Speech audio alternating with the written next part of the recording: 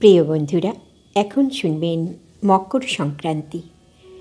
মকর সংক্রান্তির দিন গ্রহদের রাজা সূর্য দেবতা ধনু রাশি থেকে বেরিয়ে মকর রাশিতে প্রবেশ করেন।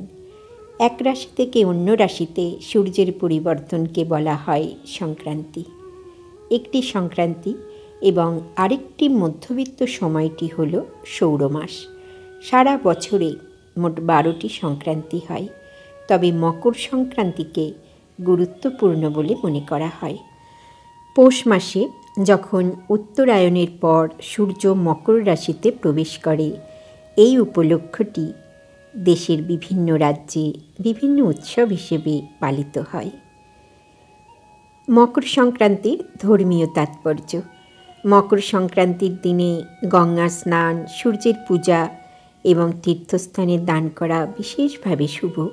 এই উপলক্ষে প্রদত্ত অনুদান শতগুণ ফেরত আসে বলে বিশ্বাস।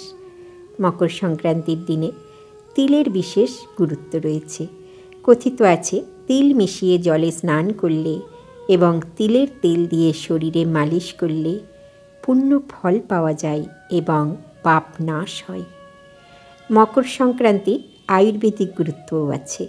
ধর্মীয় ও বৈজ্ঞানিক গুরুত্ব ছাড়াও মকর সংক্রান্তি আয়ুর্বেদিক গুরুত্বও রয়েছে। এই দিনে চাল, তিল ও গুড় দিয়ে তৈরি জিনিস খাওয়া হয়।